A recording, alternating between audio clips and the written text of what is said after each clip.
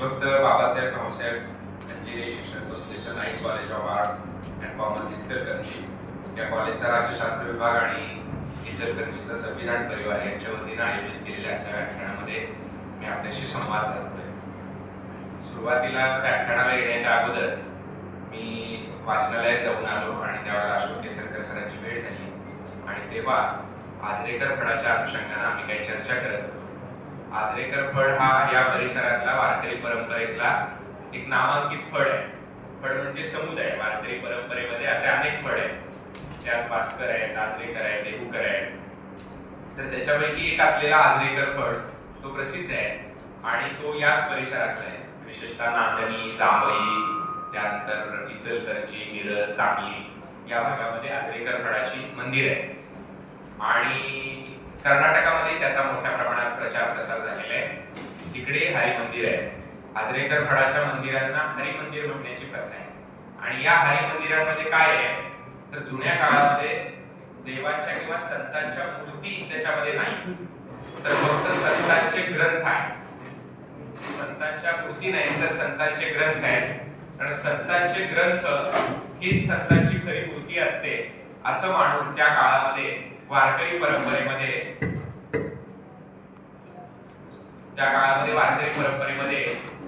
असे संतांचे ग्रंथ असायचे आणि त्या ग्रंथांची मंदिरं असायची.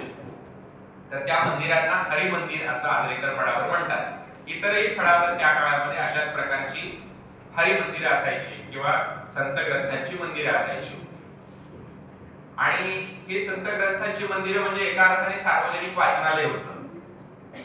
सार्वजनिक वाचनालय असं मी का म्हणतो तर त्या काळामध्ये एखाद्या माणसाला संतांचा एखादा ग्रंथ घेणं हे शक्य नव्हतं. मुद्रण कला नसल्यामुळे, म्हणजे छापाईची कला नसल्यामुळे ते लिहून घ्यावं लागायचं आणि पंचक्रोशीमध्ये एखादा माणूस शिकलेला असायचा आणि त्याच्याकडनं ते लिहून घेणं म्हणजे फार जिकिरीचं कष्टाचं काम असायचं. त्याचे कागद शाई खूप महाग असायची आणि हे सगळं लिहून घेण्याचा खर्च पण मोठा असायचा. त्यामुळे गावातले लोक सामुदायिकपणे संतांचे ग्रंथ लिहून घ्यायचे एखाद्या व्यक्तीकडून आणि त्यासाठी त्याला काही पैसे द्यायचे किंवा एखादा गावातला पंचक्रोशीतला सावकार माणूस असेल तर तो पैसे देऊन अशा प्रकारचे ग्रंथ लिहून घ्यायचा. त्याची हत्तीच्या अंबारीतनं मिरवणूक काढली जायची, दिंडीने मिरवणूक काढली जायची आणि समारंभपूर्वक गावातल्या त्या मंदिरामध्ये त्याची प्रतिष्ठापना केली जायची आणि मग लोक त्या मंदिरामध्ये येऊन ते संतांचे ग्रंथ वाचायचे. म्हणजे संतांच्या ग्रंथासाठीच महाराष्ट्रभर आणि वारकरी परंपरेचा प्रभाव असलेल्या ठिकाणी ही संतांच्या ग्रंथांची मंदिरं होती. त्या काळामध्ये म्हणजे 1864 साली लोकहितवादी गोपाळ हरी देशमुख यांनी एक नोंद केलेली आहे वारकरी संप्रदायाबद्दलची आणि त्यात त्यांनी असं म्हटलेलं आहे की हे जे वारकरी लोक आहेत हे वारकरी लोक तुकोबांच्या अभंगांनाच यांची श्रुती व शास्त्रे मांडतात. म्हणजे यांचा धर्मग्रंथ कोणता आहे तर तुकोबांचे अभंग हाच यांचा धर्मग्रंथ आहे आणि हे लोक या प्रकारचे ग्रंथ लिहून घेण्यासाठी 2000 रुपये खर्च केलेला आम्ही पाहिलेला आहे. 1864 साली 2000 रुपये म्हणजे फार मोठा खर्च होता. जुनी जर पुस्तकं वाचनालयातली आपण बघितली तर त्याच्या किमती किती आहेत? 8 आणे, 1 रुपया, 1.5 रुपया. मग 1864 साली एक गाथा लिहून घ्यायला 2000 रुपयाचा खर्च म्हणजे फार मोठा खर्च होता. पण हा खर्च लोक करत होते याचं कारण लोकांची संतांवर फार मोठी श्रद्धा होती आणि त्या अक्षर वाङ्मयातनं आपलं काहीतरी भलं होईल याची जाणीव असल्यामुळे लोक हौशेनं इतका मोठा खर्च करायला तयार होत होते. अशीच एक गाथा दादा महाराज सातारकरांनी तयार करून घेतली होती. दादा महाराज सातारकर म्हणजे बाबा महाराज सातारकर यांचे आजोबा आणि ती गाथा त्यांनी एका मुसलमान शिष्याकडून लिहून घेतली होती. वजीर खान नावाचे त्यांचे मुसलमान शिष्य होते. जन्माने मुसलमान पण वारकरी होते आणि त्यांनी त्यांचा हस्ताक्षर सुंदर असल्यामुळे ती गाथा लिहिली होती. त्याचं एक एक अक्षर 3 इंच उंचीचं अक्षर आहे म्हणजे वरच्या मजल्यावरनं जरी बघितलं तरी खालची गाथा आपल्याला दिसते आणि वाचता येते. आणि ती गाथा लिहून झाल्यानंतर हत्तीच्या अंबारीत घालून त्याची मिरवणूक काढली आणि सातारकरांच्या पूजेमध्ये आजही तीच गाथा आहे जी एका मुसलमानाने लिहिलेली आहे. हा वारकरी संप्रदाय. तर अशा पद्धतीने वारकरी संतांच्या विचारांवर महाराष्ट्रातल्या जनतेनं फार मोठं प्रेम केलेलं आहे, श्रद्धा ठेवलेली आहे, आदरभाव ठेवलेला आहे आणि संतांनी जे सांगितलंय त्यानुसार आचरण करण्याचा प्रयत्न केलेला आहे. इतकी त्यांची संतांवर श्रद्धा आहे आणि म्हणून त्या संतांचा प्रभाव या महाराष्ट्रात असल्यामुळे महाराष्ट्राला समाज सुधारकांची मोठी परंपरा लाभलेली आहे. इतर कोणत्याही राज्याला महाराष्ट्र इतकी समाज सुधारकांची मोठी परंपरा नाही. काही प्रमाणात बंगालचा अपवाद करता येईल, पण महाराष्ट्रामध्ये समाज सुधारकांची फार मोठी परंपरा आहे.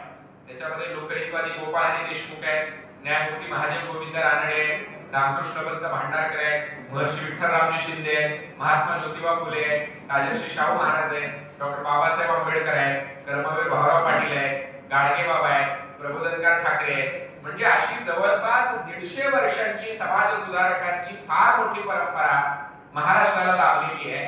आणि त्या 150 वर्षाच्या समाज सुधारकांच्या परंपरेत जे जे समाज सुधारक झालेले आहेत त्या समाज सुधारकांवरती संतांचा फार मोठा प्रभाव आहे.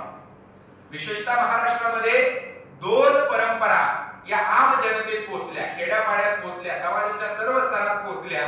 त्या 2 परंपरा जर कोणत्या असतील तर पहिली वारकरी परंपरा आणि दुसरी सत्यशोधकांची परंपरा. या 2 परंपरा खेड्यापाड्यात सगळीकडे पोहोचतात. मी महाराष्ट्राच्या ज्या ज्या भागात गेलेलो आहे त्या भागात या 2 परंपरा समाजाच्या सगळ्या स्तरात मला दिसलेल्या आहेत. म्हणजे अगदी विदर्भात, मराठवाड्यात, पश्चिम महाराष्ट्रात, दक्षिण महाराष्ट्रात, कोकणात सगळीकडे सत्यशोधक समाज आहे. पुन्हा तो दलितांमध्ये आहे, ओबीसी मध्ये आहे, मराठा समाजामध्ये आहे, समाजाच्या सगळ्या स्तरांमध्ये आहे, स्त्रियांमध्ये आहे, पुरुषांमध्ये आहे. म्हणजे सत्यशोधक समाज हा सगळीकडे पसरलेला आहे. आणि तशीच वारकरी परंपरा देखील खेड्यापाड्यात, बहुजन समाजात, समाजाच्या सगळ्या स्तरातल्या स्त्री पुरुषांमध्ये पसरलेली आहे. म्हणजे या 2 परंपरा सगळीकडे पोहोचलेल्या होत्या. आणि या दोन्ही परंपरा किंवा दोन्ही तत्वविचार हा एका अर्थाने एकमेकाला परस्पर पूरक होता. मी माझ्या होय होय वारकरी नावाच्या पुस्तकामध्ये सत्यशोधक समाज आणि वारकरी संप्रदाय यातल्या दळणवळणाची स्वतंत्र चर्चा केलेली आहे. कारण एवढा या एकमेकांवरती प्रभाव होता. म्हणजे समाज सुधारकांवर फार मोठा प्रभाव या संत परंपरेचा आपल्याला दिसतो. आणि मग त्यानंतर भारतीय संविधानाची निर्मिती झालेली आहे. म्हणजे संत, समाज सुधारक आणि भारतीय संविधान असे 3 टप्पे आहेत. आणि हे 3 टप्पे आपल्या महाराष्ट्राच्या, भारताच्या इतिहासाचे टप्पे आहेत. म्हणजे आजरेकर फळावरच एक संकल्पना आहे की ते पूर्वपंक्तीचे संत आणि उत्तरपंक्तीचे संत असे 2 संत मानतात. पूर्वपंक्तीचे संत म्हणजे कोण? तर ज्ञानेश्वर माऊलींच्या अगोदर जे कोणी ऋषीमुनी झाले त्यांना ते पूर्वपंक्तीचे संत म्हणतात. आणि ज्ञानेश्वर महाराज आणि त्यांच्यापासून पुढची जी संत परंपरा आहे तुकोबारायांपर्यंत किंवा निळोबारायांपर्यंत त्यांना ते उत्तरपंक्तीचे संत म्हणतात. आता पूर्वपंक्तीच्या संतांमध्ये आणि उत्तरपंक्तीच्या संतांमध्ये एक फरक आहे. काय फरक आहे तो तुकोबारायांनी सांगितलेला आहे. पूर्वीचे जे ऋषीमुनी होते ते ऋषीमुनी तपश्चर्या करायचे. कशा करता करायचे? तर स्वर्गात जागा मिळावी म्हणून करायचे. स्वर्गात जागा मिळाल्यावर काय होते? तर स्वर्गात बाकीच्या गोष्टी फार भारी असतात. काय झाडी, काय हाटी, काय डोंगर असं सगळं स्वर्गात असते. परवा दिवशी जाऊन आलो, विनोदाने म्हणतोय काहीतरी मला आग्रह करा स्वर्गात न्या म्हणून. तर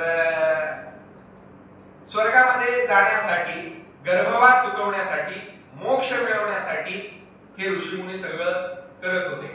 पण वारकरी संतांना तसं वाटत नाही. वारकरी संतांना असं वाटतं की या इहलोकी या माणसाच्या जीवनातच खरा आनंद आहे आणि तो आनंद उपभोगण्यासाठी भले वारंवार जन्म घ्यायला लागला तरी चालेल, पण खरा आनंद इथे आहे, स्वर्गात वगैरे आनंद नाही. अशी संतांची भूमिका होती. तुकोबाराय म्हणतात, मुनी मुक्त झाले भेणे गर्भवासा आम्हा विष्णुदासा सुलभतो. ऋषी मुनी गर्भवासाला घाबरून मुक्त झाले, पण आम्ही मात्र त्याला घाबरत नाही. मुनिमुक्त झाले भेटे गर्भवासा आम्हा विष्णुदासा सुलभ तो. एक पुराणातली कथा सांगितली जाते की जे शुकमुनी होते ते शुकमुनी संसाराला इतके घाबरले, त्या संसारामध्ये दुःख रूपता आहे म्हणून, की ते आईच्या पोटातून बाहेरच आले नाहीत, 12 वर्ष आत लपले अशी कथा आहे. आपल्या नामदेवरायांनी त्यांची चेष्टा करताना एका अर्थाने असं म्हटलेलं आहे, ब्राह्मणाचा पोर मला तो अभंग नीट आठवे ना, त्याचा आशय असा आहे की ब्राह्मणाचे पोर एक या खेळासी भ्याले 12 वर्ष लपाले रे, कापत कापत बाहेर आले नागवेच पळून गेले रे. म्हणजे हे पोरग घाबरलं आणि घाबरून त्या आईच्या पोटातच 12 वर्ष थांबलं आणि पुन्हा बाहेर आलं तेव्हा ते पळून गेलं. म्हणजे ऋषी मुनींची भूमिका आणि संतांची भूमिका याच्यामध्ये असलेला अंतर संतांनी त्यांच्या अभंगातून वारंवार सांगितलेले. आता हे जसे पूर्व पंक्तीचे संत आणि उत्तर पंक्तीचे संत आहेत, इतिहासाच्या अभ्यासासाठी आणि आपल्या सोयीसाठी त्याच्यात आणखी एक विभाग आपल्याला करावा लागतो, तो म्हणजे उत्तर आधुनिक संत किंवा अति उत्तर पंक्तीचे संत असं काहीतरी म्हणता येईल. हे जे अति उत्तर पंक्तीचे किंवा आधुनिक उत्तर पंक्तीचे जे संत आहेत त्याच्यामध्ये मगाशी सांगितलेले सगळे समाजसुधारक आहेत. हे संत या संतांचा वारसा घेऊन पुढे आलेले आहेत, कारण संतांची व्याख्याच तुकोबराने अशी केलेली आहे, जे का रंजले गांजले त्यासी म्हणी जो आपुले तोची साधू ओळखावा देव तेथेची जाणावा. आता हा जो अभंग आहे या अभंगाने अनेकांना प्रेरणा दिली होती. त्यातला एक किस्सा मी आपल्याला सांगतो. शाहू महाराज हे प्रचंड धार्मिक वृत्तीचे होते, धर्मश्रद्ध होते आणि ते आंघोळीला जायचे कार्तिक महिन्यात स्नान करायला, आणि त्यांच्याकडे एक राजपुरोहित होता. तो राजपुरोहित मंत्र म्हणायचा आणि महाराजांचे सगळे विधी करायचा. कार्तिक महिन्यात महाराज स्नानाला गेले आणि तो पुरोहित तो मंत्र म्हणायला लागला. महाराज स्नान करायला लागले, तो पुरोहित मंत्र म्हणायला लागला. आणि महाराजांचे एक स्नेही राजाराम शास्त्री भागवत आलेले होते. ते राजाराम शास्त्री भागवत बघायला लागले आणि त्यांच्या लक्षात आलं की तो जो वडजी मंत्र म्हणत होता ते मंत्र वेदातले नव्हते, पुराणातले होते.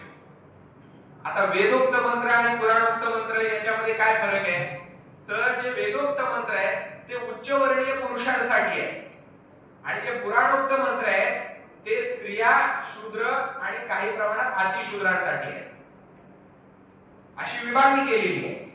त्याच्यामुळं तो भटजी पुराणातले मंत्र म्हणत होता.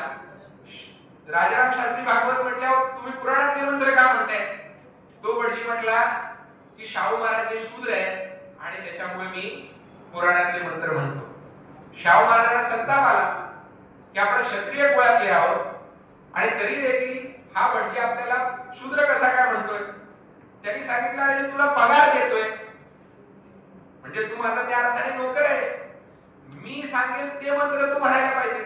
तो म्हटला नाही, पगार दिला तरी चालेल पण मी काय मंत्र म्हणणार नाही, म्हणजे वेदातले मंत्र म्हणणार नाही. महाराज संतापाच्या भरात घरी आले आणि तेव्हा ही वेदोक्त संघर्षाची ठिणगी पेटली.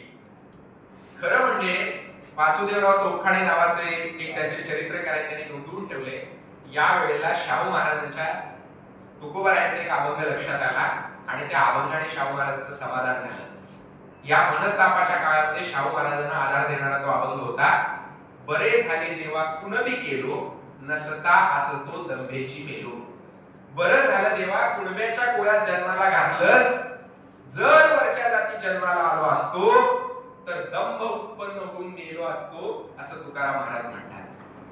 मग शाहू महाराजांच्या लक्षात आलं की या सनातनी लोकांनी जर तुकोबारायांवर असं म्हणायची वेळ आणलेली असेल तर आपण तर शेवटी माणूस आहोत, ते संत होते, त्या संतांवर असं म्हणायची वेळ आली आपल्याला हे छळणारच. आणि मग पुढे शाहू महाराज तुकोबारायांच्या अभंगगाथा वाचत गेले आणि त्यात एक अभंग होता, जे कारंजले गांजले त्यासी म्हणी जो आपुले तोची साधू ओळखावा देव तेथेची जाणावा. म्हणजे साधू कुणाला म्हणावं तर जो रंजल्या गांजल्यांचा कैवार घेतो त्याला साधू म्हणावं. हा अभंग शाहू महाराजांनी वाचला आणि त्याच्यानुसार शाहू महाराजांनी राज्यकारभार केला. त्यांच्या राज्यकारभाराचं मध्यवर्ती सूत्र होतं जे का रंजले गांजले. आणि म्हणून 563 संस्थानं भारतात होती. त्या संस्थानिकांपैकी अनेक संस्थानिकांची नावं आपल्याला माहित नाहीत, पण शाहू महाराजांचं नाव माहिती आहे. कारण शाहू महाराजांचा राज्यकारभार हा तुकोबांच्या अभंगांना प्रेरणा मानून झालेला होता. आणि हे लिहून ठेवलेले आहे वासुदेवराव तोडकरांनी त्यांच्या चरित्रामध्ये लिहून ठेवलेले आहे की त्याची प्रेरणा ही तुकाराम महाराजांची होती. वेदोक्ताच्या संघर्षाच्या वेळेला त्यांना मनस्ताप झाला, तेव्हा बरे झाले तेव्हा कुणबी केलो या अभंगाने त्यांचं समाधान झालं. म्हणजे तुकाराम महाराजांनी जे म्हटलेले आहे की कुणबी झाल्यामुळे, खालच्या जातीत जन्म मिळाल्यामुळे मला अहंकार निर्माण झाला नाही, जातीचा अभिमान निर्माण झाला नाही आणि त्याच्यामुळे मी हे सगळं करू शकलो, असा समाधानाचा सूर तुकाराम महाराजांच्या अभंगामध्ये. हा जो समाधानाचा सूर आहे कुणबीपणाचा, कुणबी म्हणजे शेतकरी, आणि कुणबी हा शब्द त्यावेळेला एका अर्थाने तुच्छतादर्शक शब्द होता, अपमान करण्यासाठी वापरला जाणारा शब्द होता. कुणबट म्हणून त्याची हेटाळणी केली जायची. लीळा चरित्रामध्ये एक असा उल्लेख आहे की चक्रधर स्वामी आणि त्यांचे सगळे शिष्य हे फिरत फिरत निघाले होते आणि जाताना वाटेमध्ये एक शेत होतं आणि त्या शेतामध्ये नांगर जुंपलेला होता आणि नांगर जुंपणारा जो शेतकरी आहे तो शेतकरी बाजूच्या झाडाखाली पाणी पित होता, जेवण करत होता, काहीतरी करत होता. आणि हे चक्रधर स्वामी आणि त्यांचे सगळे शिष्य निघाले होते आणि स्वामींना थोडी लहर आली. स्वामी म्हणाले की तुमच्यापैकी कुणाला नांगर हाकता येईल का? तर हे सगळे पंडित होते, या सगळ्यांनाच अहंकार होता. त्याच्यापैकी एक जण म्हटलं हाकता येईल की, त्यात काय अवघड आहे, नांगर हाकणं काय ब्रह्मविद्या आहे का? स्वामी म्हटले जरा चालवून बघा. त्याने तो नांगर धरला आणि चालवायचा प्रयत्न केला. ते बैल इकडे एकदा जायला लागला, तिकडे एकदा जायला लागला, त्याला काही ते जमेना, त्याला सोडून दिलं. नागदेवाचार्य म्हणून एक आचार्य होते, ज्यांच्या चक्रधर स्वामींच्या नंतर ज्यांनी पंथाची धुरा सांभाळली. ते नागदेवाचार्यांना चक्रधर स्वामी म्हटले तुम्हाला जमेल का? ते नागदेवाचार्य म्हटले का नाही जमणार, मी तुमच्या पंथात सामील व्हायच्या अगोदर हेच करत होतो. त्यांनी ते नांगर घेतला, त्यांना जमला, पण त्यांना ते ओरंबा फोडता आला नाही. ओरंबा आपल्याकडे असा शब्द आहे, ओरंबा, त्याला शुद्ध भाषेत ओरंबा असं. तर ते फोडता आलं नाही. स्वामी म्हटले मी हे नांगरून दाखवतो आणि मग स्वामींनी ते बैलाचं सगळं हातामध्ये घेतलं आणि व्यवस्थित नांगरलं. आणि मग तिकडचा शेतकरी पळत आला आणि त्यानं बघितलं तर त्यानं जसं नांगरलं होतं त्याच्यापेक्षा काकणभर अधिक चांगलं चक्रधर स्वामी नांगरलं होतं. ते म्हटलं आमचा जन्म याच्यामध्ये गेला, पण स्वामींसारखं आम्हाला नांगरता आलं नाही. ही लीळा चरित्रातली एक लीळा, एक कथा आहे. यातला आशय काय आहे? स्वामींनी सांगितलं की नांगर हाकायला सुद्धा ब्रह्मविद्याच लागते, किंवा नांगर हाकायला सुद्धा जी विद्या लागते ती ब्रह्मविद्या इतकी श्रेष्ठ विद्या आहे. म्हणजे कुणबीपणाचा सन्मान हा चक्रधर स्वामींनी केलेला होता, तुकोबांनी केलेला होता. म्हणजे कुणबीपणाचा सन्मान म्हणण्यापेक्षा हा माणूसपणाचा सन्मान, आणि या माणूसपणाच्या सन्मानाचा विचार हा सगळ्या संतांनी आजवर आपल्याला दिलेला आहे. अगदी अलीकडच्या काळातलं एक उदाहरण तुम्हाला सांगतो. प्रबोधनकार ठाकरेंनी त्यांच्या आत्मचरित्रामध्ये, माझी जीवनगाथा नावाचं एक त्यांचं सुंदर आत्मचरित्र आहे, त्या आत्मचरित्रामध्ये एक किस्सा लिहिलेला आहे. काय किस्सा आहे तर ते जमशेदजी सकलातवाला नावाचे त्यांचे सहकारी होते आणि या जमशेदजी सकलातवालाच्या घरी प्रबोधनकार जायचे आणि प्रबोधनकार गेल्यानंतर त्या दोघांच्या गप्पा व्हायच्या. हे जमशेदजी सकलातवाला अत्यंत उच्च दर्जाचे जागतिक धर्मपंडित होते, अनेक धर्मग्रंथांचा त्यांचा अभ्यास होता आणि त्यांच्या आणि प्रबोधनकारांच्या गप्पा चालू होत्या. आणि त्यांच्या घरी एक फरकावर नावाचे एक ख्रिस्ती पंडित आले होते. ते पण अनेक धर्म संप्रदायाचे अभ्यासक होते आणि जमशेदजी सकलातवालांच्या घरी तर अशी कपाटाच्या कपाटात पुस्तकाने भरलेली असायची.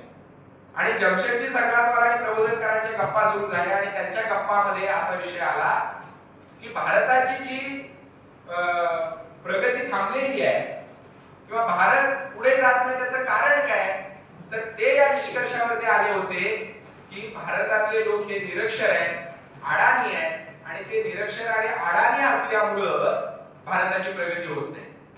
त्यावेळेला ते फरकावर नावाचे जागतिक ख्रिस्ती पंडित होते, ते असं म्हटले थांबा, तुमचं हे मत मला मान्य नाही, कारण मी जेव्हा ख्रिस्ती धर्म प्रसाराच्या उद्देशाने भारतभर फिरलो, विशेषतः महाराष्ट्रामध्ये फिरलो, खेड्यापाड्यामध्ये फिरलो, त्यावेळेला मी जेव्हा काही ख्रिस्ताची वचनं सांगून ख्रिस्ती धर्माचं तत्वज्ञान सांगायचो, तेव्हा खेड्यापाड्यातले लोक, एका ठिकाणी तर एक नांगरधारी शेतकरी होता, त्या शेतकऱ्यानं मला मी एक ख्रिस्ताचं वचन सांगितलं की त्याला त्याच दर्जाचं तत्वज्ञान असलेलं एखादा तुकोबांचा अभंग, एखादा ज्ञानेश्वर माऊलींचा अभंग, एखादा चोखोबाचा अभंग तो नांगरधारी शेतकरी सांगायचा. म्हणजे या प्रकारे हे लोक हजारो अभंगांचं पाठांतर करतात. हे नाक्षर जरूर असतील पण अप्रबुद्ध नाहीत, असं त्यावेळेला त्या फरकॉरांनी सांगितलं. हे प्रबोधनकारांनी त्यांच्या आत्मचरित्रामध्ये नोंदवलेले आहे. म्हणजे आपल्याकडच्या खेड्यापाड्यातल्या निरक्षर लोकांनी संतांचा हा विचार जागवलेला आहे. संतांच्या विचारांवर, संतांच्या अभंगांवर श्रद्धा ठेवलेली आहे आणि ते तत्वज्ञान आत्मसात करण्याचा प्रयत्न केलेला आहे. संतांचा विचार असा खेड्यापाड्यात पसरलेला असल्यामुळे संतांच्या विचारांबद्दल खेड्यापाड्यातल्या सर्वसामान्य लोकांच्या मध्ये श्रद्धा आस्थाभाव असल्यामुळेच खऱ्या अर्थानं इथं समाज सुधारकांची परंपरा निर्माण होऊ शकलेली आहे. आणि त्यामुळेच पुढे भारतीय संविधानाची निर्मिती झाली. कारण भारतीय संविधानातला जो मूल्य विचार आहे तो सहजासहजी स्वीकारण्याची क्षमता आपल्यामध्ये नसली असती. जर त्या प्रकारचा विचार या भूमीमध्ये त्या अगोदर मांडला गेला नसता तर तो सहजासहजी स्वीकारला गेला नसता. पण संतांनी त्या प्रकारचा विचार शेकडो वर्ष या महाराष्ट्रामध्ये मांडलेला होता. तो समाज सुधारकांनी मांडला आणि या समाज सुधारकांनी संपूर्ण भारताला दिशा दिली. बाबासाहेबांनी असेल, शाहू महाराजांनी असेल, शाहू महाराजांचा दक्षिण भारतामध्ये सुद्धा फार मोठा प्रभाव होता. बाबासाहेबांचा तर देशभर प्रभाव होता. म्हणजे या समाज सुधारकांनी देशभर जो प्रभाव निर्माण केलेला आहे त्या प्रभावाचं मूळ हे वारकरी संत विचारांमध्ये. म्हणून बाबासाहेबांनी असं म्हटलेलं आहे की स्वातंत्र्य, समता आणि बंधुता ही जी 3 मूल्य आहेत, ही मूल्य मला फ्रेंच राज्य क्रांतीतून मिळालेली नाही, तर ही मूल्य मला बौद्ध परंपरेतून मिळालेली आहेत, म्हणजे इथल्या मातीतून मिळालेली आहेत. ही भारतीय संविधानातली मूल्य मुळात इथल्या मातीमध्ये आहेत, ती प्रवाहित होत वाहत आलेली आहे आणि म्हणून इथं भारतीय संविधानाचा विचार सहजासहजी आत्मसात होऊ शकला किंवा तो स्वीकारला गेला. आता त्याच्या अंमलबजावणीमध्ये अडथळे येतात.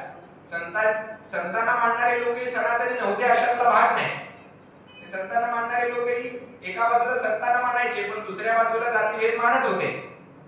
मी साने गुरुजींच्या उपोषणाचं नेहमी उदाहरण देतो की साने गुरुजींनी दलितांना विठ्ठल मंदिरामध्ये प्रवेश मिळण्यासाठी उपोषण केलं. दलितांना विठ्ठल मंदिरामध्ये प्रवेश मिळाला, पण दलितांना विठ्ठल मंदिरामध्ये प्रवेश मिळाल्यानंतर दलित लोक मंदिरामध्ये जातील आणि आपला देव पाठवतील म्हणून त्यावेळच्या पंढरपुरातल्या सनातनी मंडळींनी काय केलं तर त्यांनी मंदिरामध्ये जाऊन काय मंत्र म्हटले आणि देवाचा प्राण एका घागरीमध्ये कोंबलेला आहे असा दावा केला. तर मंत्र म्हणून देवाचं देश घागरीमध्ये काढता येतं का? पण असा उपद्व्याप झाला, काही मंत्र म्हटले त्यांनी त्या देवाचा देश त्या घागरीमध्ये काढलं आणि ती घागर भगवान शास्त्री धारुरकर नावाचे एक पंडित होते त्यांच्या घरी नेऊन ठेवली आणि सगळ्या लोकांनी असं ठरवलं की आता दलित मंदिरामध्ये गेल्यामुळे आपला देव वाटलेला आहे आणि तो देव वाटल्यामुळे आता त्या मंदिरामध्ये कुणी जाऊ नका, सगळ्यांनी कुठे जावा, त्या घागरीचं दर्शन घ्यायला जावा. त्याला पंढरपुरामध्ये घागर विठोबा असं म्हणतात. तर या घागर विठोबाच्या दर्शनाला सगळे महाराज लोक चालले. आता हे जाणारे सगळे लोक वारकरी परंपरेतलेच होते. त्यांनी दलित लोक मंदिरात गेले म्हणून विठ्ठलाच्या मंदिरावर बहिष्कार टाकला आणि इकडे घागर विठोबाच्या दर्शनाला जायला लागले. काही वर्षांनी त्यांच्या चूक लक्षात आली, काही जणांनी नाईलाज म्हणून तिकडे जाणं बंद केलं, मग ते विठ्ठल मंदिरामध्ये जायला लागले. पण सांगायचा मुद्दा काय, ते वारकरी संतांना मानत होते, ते स्वतःला वारकरी म्हणून घेत होते, वारकऱ्यांचे मुखंड होते, रोज कीर्तन प्रवचन करत होते, संतांचे अभंग सांगत होते, घोळून घोळून अभंग म्हणत होते, पण त्यांना संतांचा विचार समजला नव्हता. कारण काय तर एकनाथ महाराजांनी सांगितलं त्या काळामध्ये आणि अजूनही अर्थात यात्रेनंतर एक प्रक्षाळ पूजा होते. जी आषाढी यात्रा किंवा कार्तिक यात्रा मोठी यात्रा झाली की देवाची प्रक्षाळ पूजा असते. ही प्रक्षाळ पूजा का तर जुन्या काळामध्ये दलित लोक हे नगर प्रदक्षिणा मार्गाच्या बाहेर थांबायचे आणि गावातल्या लोकांची सवर्णाची दिंडी पंढरपुरात यायची. आणि जेव्हा हे काही दलित लोक नगर प्रदक्षिणा मार्गाच्या आत सवर्णांचा डोळा चुकून यायचे आणि चुकून फसवून मंदिरामध्ये जायचे. आता हे कारण त्यावेळेला काय कास्ट सर्टिफिकेट नव्हतं ना, नाहीतर कास्ट सर्टिफिकेट आधार कार्डला लिंक करून मग आज जाताना प्रवेश दिला असता. पण तेव्हा काय कास्ट सर्टिफिकेट नव्हतं, कळायचं नाही. गावातला एखादा माणूस बघेल म्हणून सहजासहजी कोण दलित मंदिरामध्ये जात नव्हता, जाण्याचं धाडस करत नव्हता. पण चुकून एखादा दलित जर मंदिरामध्ये गेला तर आपल्या देवाला पाठवलेला असेल म्हणून यात्रा संपल्यानंतर त्या देवाची प्रक्षाळ पूजा केली जायची आणि प्रक्षाळ पूजा करून मग यात्रा काळात पाठलेला देव हे पुजारी लोक शुद्ध करून घ्यायचे. असा हास्यास्पद प्रकार. आणि मग पूर्ववत सगळे उपचार सुरू व्हायचे. मला सांगा, पाठलेला देव शुद्ध करणारे देवापेक्षा श्रेष्ठ ठरतात की नाही? म्हणून एकनाथ महाराजांनी त्या काळात एक अभंग लिहिलेले आहे. निचाचे निस्पर्शे देवो विटाळला, पानिये प्रक्षाळून सोहळा केला. देवा परीस जग सबळ केले, ज्ञान ते दुर्बल होऊन केले. एकनाथ महाराज म्हणतात की देवाला शुद्ध करणं जे देवापेक्षा ते पाणी श्रेष्ठ करणं असं आहे. बरोबर की नाही?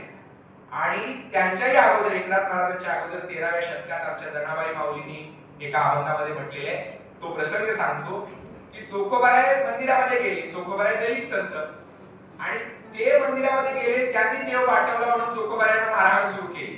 चोखोबारायांना जेव्हा मारहाण सुरू केली तेव्हा चोखोबारायांचे शब्द आहेत, धाव घाली विठो आता चालू नको मंद, बडवे मज मारे की ऐसा काय अपराध. बडवे मला मारायला लागलेत, माझा काय अपराध आहे? आणि त्यावेळेचे जनाबाईंचे शब्द आहेत की देव पाठविला त्याने हसे जणी गाय गाणे. की चोखोबाने देव पाठवला असं म्हणणं हे हास्यास्पद आहे. हे 13व्या शतकात जनाबाई सांगतात. 15व्या शतकामध्ये एकनाथ महाराज सांगतात आणि 19व्या 20व्या शतकात त्याच संतांच्या अभंगावर कीर्तन करणारे महाराज लोक, वारकरी लोक दलितांच्या स्पर्शाने देव वाटला म्हणून मंदिरात जातात.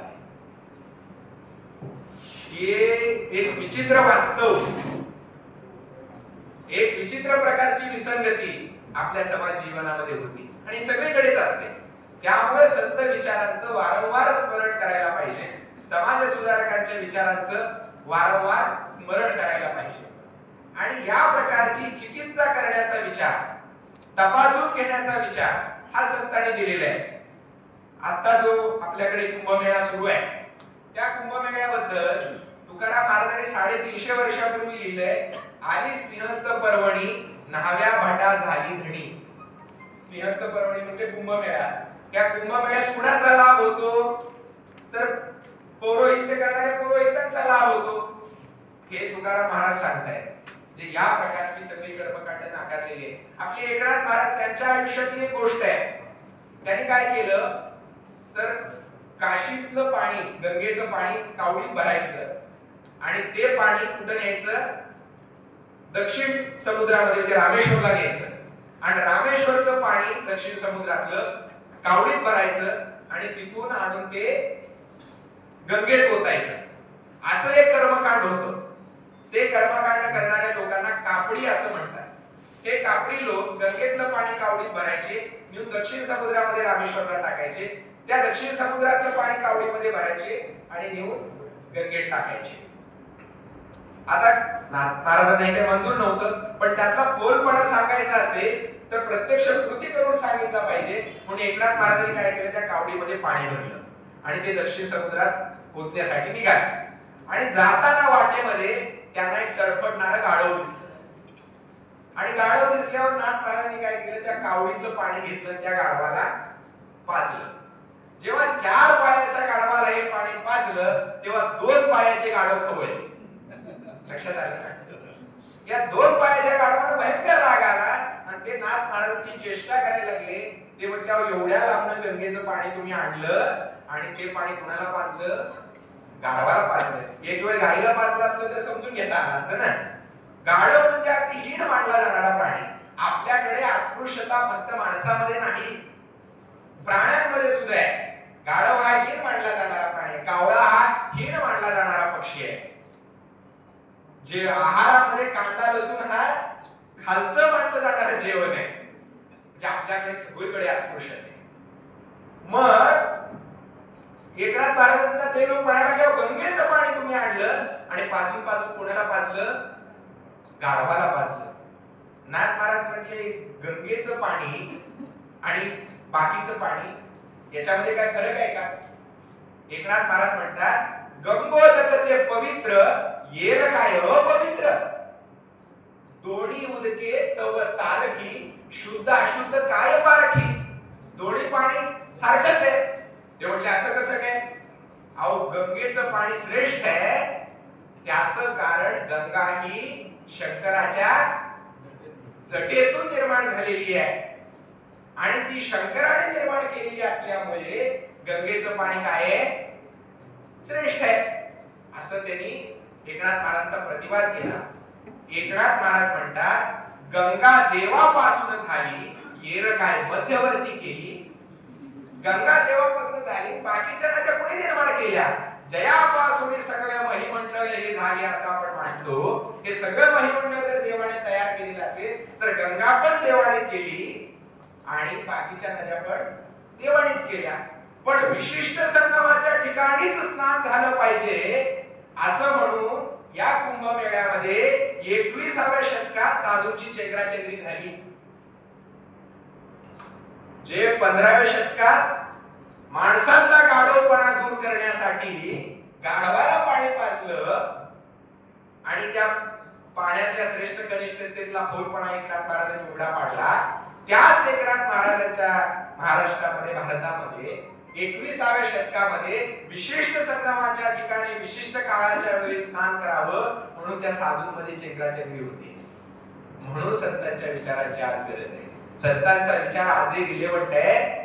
याचं कारण अजूनही आपण संत विचार नीटपणे आत्मसात केलेला नाही. म्हणून हे संतांच्या विचाराच्या विसंगती आपल्याला आजच्या समाज जीवनामध्ये बघायला मिळत आहे. नाथांनी मुद्दाम हे केलेलं होतं. नाथ महाराजांना काय माहित नव्हतं का गंगेचं पाणी आणि दक्षिण समुद्रातलं पाणी काय आपल्या रोजच्या नदीतलं पाणी काय सारखंच आहे? नाथ महाराजांना माहित होतच, पण नाथ महाराजांनी मुद्दाम ते करून दाखवलं. नाथ महाराज अशा मुद्दाम गोष्टी करून दाखवत होते. जे महापुरुष असतात ना त्यांना ते माहित असतं, पण ते लोकांना कळावं म्हणून लोकांच्या पातळीवर येऊन त्या कृती करून दाखवत असतात. आता मी मगाशी तुम्हाला सांगितलं की कांदा लसूण हा आहारातला प्रकार सांगितला, तसंच फुलांमध्ये सुद्धा आहे. एक फुल शंकराला चालत नाही. त्या फुलाचं नाव जो बरोबर सांगेल त्याला माझ्याकडनं रोख 11 रुपयाचं बक्षीस. 11 रुपयाचंच लावलेलं परवडत. शंकराला एक फुल चालत नाही. कुठलं?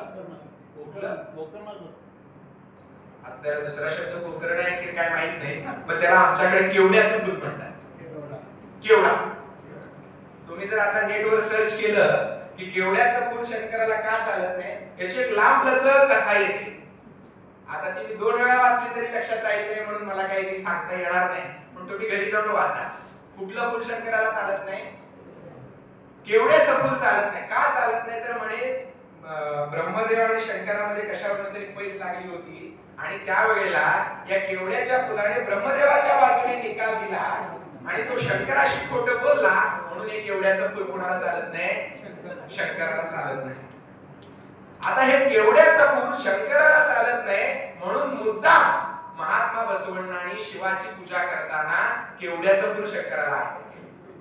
बसवण्णांच्या चरित्रामध्ये हा प्रसंग आलेला आहे की बसवण्णा मुद्दाम केवड्याचं फुल शिवाला अर्पण करतात.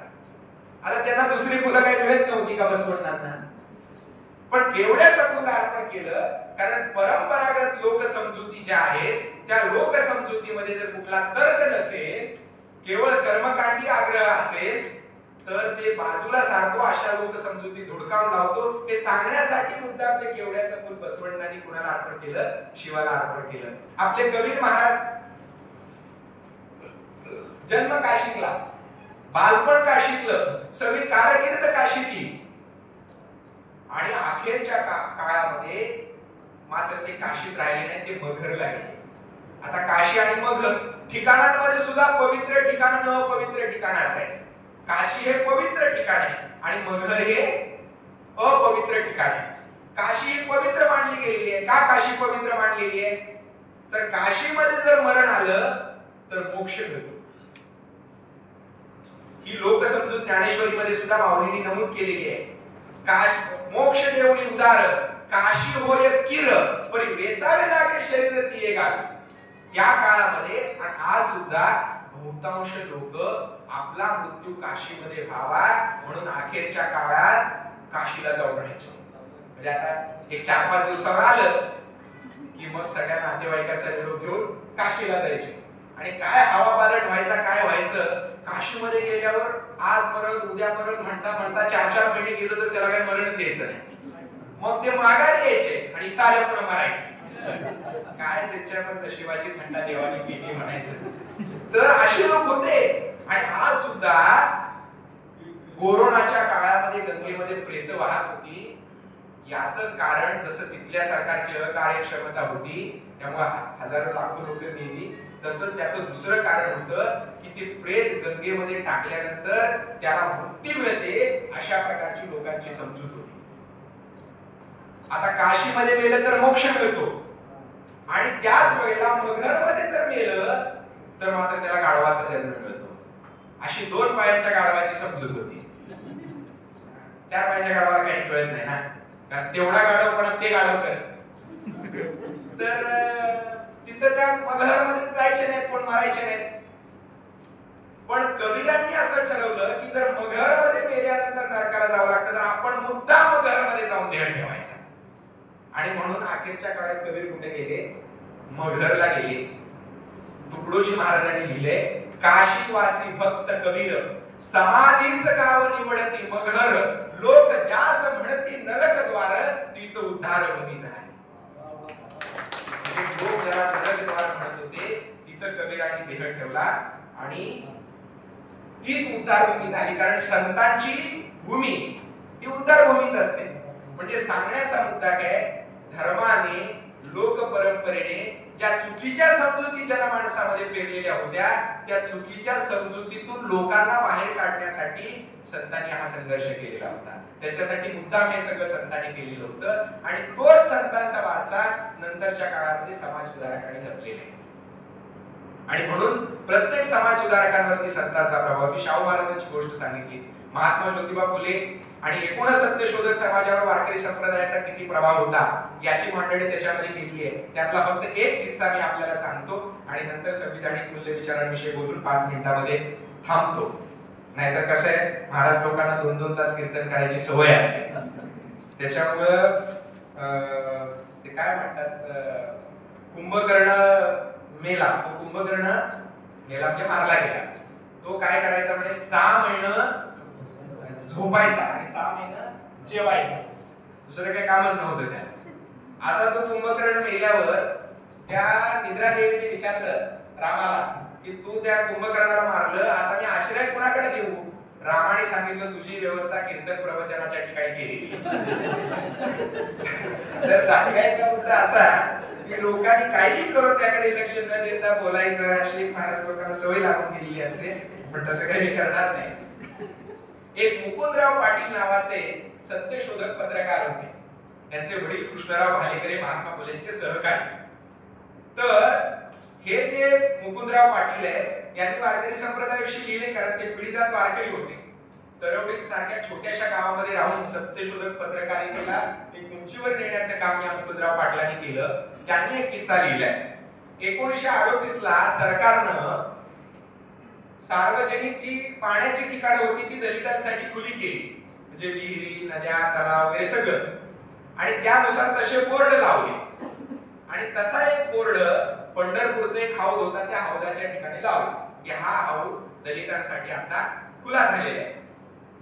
हे जेव्हा पंढरपुरातल्या सनातनी वारकऱ्यांना समजलं तेव्हा हे वारकरी तिथं आले आणि त्या पाट्यांवर त्यांनी डांबर फासलं. ते डांबर फासल्यावर ते दिसत ना. मग पोलीस गेले. पोलिसांना कळल्यावर पोलीस गेल्यावर हे तिथनं पळून गेले. आणि दुसऱ्या ठिकाणी एक पाटी लावली, तिथं पण डांबर फासायचं त्यांना होतं, पण तिथं अगोदरच पोलीस होते. पोलीस असल्यावर काय लावायची याची हिंमत नव्हती ना. तर तिथून ते पळून आले आणि याच्यावर मुकुंदरावांनी एक लेख लिहिला, सनातन्याचा डांबरटपणा. डांबरटपणा म्हणजे डांबर फासलं म्हणून. आणि त्याच्यामध्ये हे त्यांनी केलेलं कृत्य संतांच्या विचारांशी कसं विसंगत आहे याची मांडणी त्यांनी केली. असे अनेक सत्यशोधक होते की जेव्हा जेव्हा वारकरी संप्रदायामध्ये संतांच्या विचारांशी काही विसंगत घडत असेल तर हे संतांच्या विचारांशी विसंगत आहे असं दाखवून देण्याचं काम त्यांनी त्यावेळी केलेलं आहे. सांगायचा मुद्दा काय, सत्यशोधकांवर वारकरी संप्रदायाचा फार मोठा प्रभाव होता.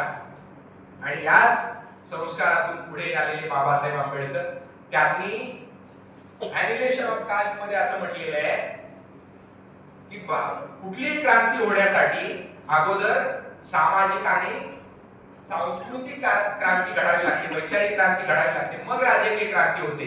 आणि त्यासाठी त्यांनी जगभरात उदाहरणं दिलेली आहे. केमाल पाशाचं दिलेलं आहे, इंग्लंड मध्ये दिलेली आहे, अनेक ठिकाणची उदाहरणं दिली आहेत. आणि भारतामध्ये 3 उदाहरणं दिलेली आहेत. त्यातलं पहिलं उदाहरण आहे बौद्ध परंपरेचं. बुद्धांनी सामाजिक सांस्कृतिक क्रांती केली म्हणून मौर्यांची राजकीय क्रांती होऊ शकली. तसं शिखांचं एक उदाहरण दिलेलं आहे. शिखांनी सामाजिक सांस्कृतिक स्वरूपाचं वैचारिक परिवर्तन घडवलं म्हणून शिखांनी राजकीय क्रांती केली. तसं महाराष्ट्रामध्ये वारकरी संतांनी सामाजिक सांस्कृतिक स्वरूपाची वैचारिक क्रांती केली म्हणून इथे छत्रपती शिवाजी महाराजांनी स्वराज्य स्थापन केलं. हे बाबासाहेब आंबेडकरांनी ॲनिलेशन ऑफ कास्ट मध्ये म्हटलेलं आहे. आणि त्याच बाबासाहेबांनी भारतीय संविधानाचा ड्राफ्ट तयार केला आणि त्या ड्राफ्ट मध्ये हा सगळा विचार आणलेला आहे. आणि एकूण देशाने तो विचार स्वीकारलेला होता. महात्मा गांधीजींचा संविधानावर खूप मोठा प्रभाव होता. म्हणजे गांधी आणि संविधान नावाचं एक पुस्तकच नरेंद्र चपळगावकरांनी लिहिले, ते आत्ताच गेले. बाबासाहेबांचा मोठा प्रभाव होता. तर या दोन्ही महामानवांवर वारकरी संप्रदायाचा मोठा प्रभाव आहे. गांधींनी तर तुकोबांच्या गाथेला प्रस्तावना लिहिली. तुकोबाची राष्ट्रगाथा नावाचा एक तुकोबाच्या निवडक अभंगाचा गाथा तयार केला होता. त्यावेळेचे रामनेतर चळवळीतले नेते होते इंदुभूषण भिंगार आणि मला वाटतं केशवराव देशमुख जर नाव बरोबर आठवत असेल तर त्यांनी एक गाथा तयार केला होता, तुकोबाची राष्ट्रगाथा. आणि त्याला प्रस्तावना लिहिली गांधींनी. गांधींनी असं लिहिलं की मुझे मराठी अच्छी नहीं आती, म्हणजे मला पण नीट येत नाही म्हणून मी त्याचं हिंदी नीट सांगू शकत नाही. मुझे मराठी अच्छी तरह नहीं आती लेकिन तुकाराम मुझे बहुत प्रिय है. तुकोबांच्या 16 अभंगांचं भाषांतर गांधीजींनी केलं होतं. आणि त्याच्यावरचं तुकोबरायांचं चित्र मात्र गांधींना आवडलं नाही म्हणून गांधींनी शांती निकेतन मधले म्हणजे रवींद्रनाथ टागोरकरांच्या एक नंदलाल बोस नावाचे चित्रकार होते, ज्यांनी भारतीय संविधानातली चित्र काढलेली आहे, त्यांच्याकडनं तुकोबांचं चित्र काढलं आणि ती राष्ट्रगाथा संपादित केलेली आहे. त्याच्यावर तुकाराम महाराजांचं गांधींनी नंदलाल बोसांकडून काढलेले चित्र त्याच्यावर टाकलेले आहे. म्हणजे संविधानाचा असा पण एक संबंध आहे की संविधानातली चित्र ज्या नंदलाल बोसांनी काढली त्यांच्याकडनं गांधीजींनी काढून घेतलेलं तुकोबांचं चित्र तुकोबांच्या गाथेला जोडलेलं आहे. किंवा गांधींचा मोठा प्रभाव संविधानावर आहे, त्या गांधींवर वारकरी संप्रदायाचा विशेषतः तुकोबांचा फार मोठा प्रभाव होता. असं अनेक आपल्याला सांगता येईल, पण सांगण्याचा यातला मतितार्थ एवढाच की वारकरी संप्रदायाचा आणि समाज सुधारकांचा मोठा प्रभाव इथल्या जनमानसावर निर्माण झाल्यामुळेच संविधानाबद्दलची आपुलकी निर्माण झालेली आहे. आणि हे सगळं सांगण्याची मांडण्याची संधी मला संविधान परिवार आणि आपल्या नाईक कॉलेजने दिली, त्याच्याबद्दल त्यांचे आभार मानतो. आदरणीय सुनील स्वामी सर, संजय रेंदाळकर सर यांनी या भागामध्ये खूप मोठं काम केलेलं आहे. संजय रेंदाळकर सरांचे अनेक विद्यार्थी माझे मित्र आहेत आणि हे अधूनमधून आम्ही सगळेजण भेटत असतो. अमोल पाटील, रोहित आहे, इतर सगळे मित्र आहेत. तर या सगळ्यांना भेटण्याची संधी मिळाली, तुमच्याशी बोलण्याची संधी मिळाली, याचा एक खूप मोठा आनंद आहे. कोळवे वारकरी पुस्तक विक्रीसाठी शरद भास्कर यांच्याकडे उपलब्ध आहे, त्यांना ते हवं असेल त्यांनी घ्या. आता कमी प्रती 5च प्रती आणलेले आहेत, त्या अधिक हव्या असतील तर त्यांच्याकडे नोंदणी करा किंवा माझ्याकडे नोंदणी करा. माझ्या नंबरवर सांगितलं तरी मी तुम्हाला पाठवून देईन. तर या इचलकरंजीमध्ये येता आलं आणि तुम्हा सगळ्यांना भेटता आलं याचा मनापासून आनंद आहे. थांबतो. धन्यवाद सर. आपल्या विचारांना सगळ्यांनाच अगदी मंत्रमुग्ध करून